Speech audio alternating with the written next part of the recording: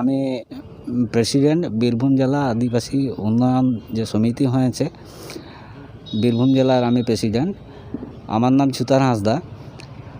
এখন আমাদের এই যে সমিতি আদিবাসী কল্যাণ সমিতি, দেখা যাচ্ছে আমরা এই সমিতিটা গড়েছি একটাই লক্ষ্য হচ্ছে বিভিন্ন জেলায় প্রচুর পরিমাণে জাল আদিবাসী সার্টিফিকেট জোগাড় করে নিয়ে তারা সরকারি বিভিন্ন সুযোগ সুবিধা আদিবাসীদের কোটায় নিয়ে নিচ্ছেন।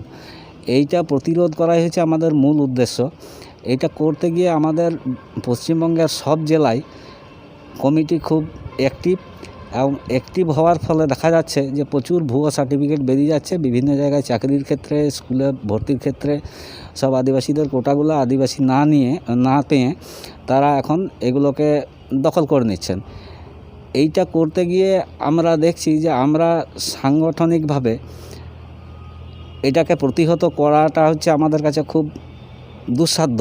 যার জন্য আমরা বলতে চাইছি যে যারা জনপ্রতিনিধি এসটি কমিউনিটি থেকে এসেছেন, বিভিন্ন জায়গায় তারা নির্বাচিত হয়েছেন, তাদের কাছে আমরা একটা আবেদন রাখতে চাইছি যে তারা যেহেতু জনপ্রতিনিধি, এই এসটি কমিউনিটির মানুষ, তাদের এই এসটি কমিউনিটির প্রতি একটা দায়বদ্ধতা আছে।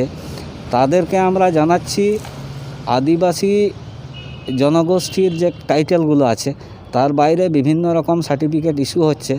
এইটা সরকারিভাবে তাদের সক্রিয়তা আমরা আশা করছি, যাতে এটাকে আমরা বন্ধ করতে পারি।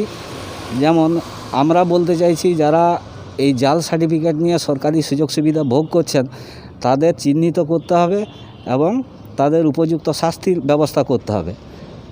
আর এখন দুয়ারে সরকার চলছে বা সার্টিফিকেট ইস্যুর যে একটা জোয়ার চলছে, এখানেও একটু সাবধানতা অবলম্বন করতে হবে যাতে কোনো রকম জাল সার্টিফিকেট ইস্যু না হয়। এই বক্তব্যগুলোই হচ্ছে আমাদের মূল বক্তব্য। আমরা জনপ্রতিনিধিদের কাছে এই আওয়াজটাই পৌঁছে দিতে চাইছি।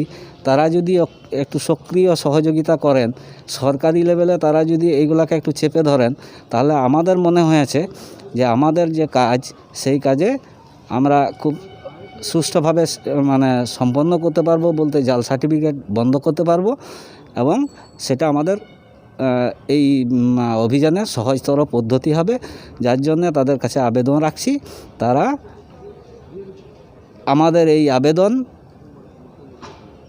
সহানুভূতির সঙ্গে দায়বদ্ধতা মেনে পালন করবেন, এই আশা রাখছি। প্রত্যেক জেলায় প্রশাসনিক কর্তাদের কাছে ডিএম অফিসে এই বিষয়গুলো অভিযোগ আকারে জানিয়েছি এবং আগামীতে খুব শীঘ্রই আমরা জনপ্রতিনিধিদের কাছেও এই আবেদনটা পৌঁছে দেবো লিখিত আকারে। এইটা নিয়ে বিহিত ব্যবস্থা যাতে তারা উদ্যোগী হয়ে করেন, এ বিষয়ে পুনর্বার আবেদন রেখে আমার কথা শেষ করছি।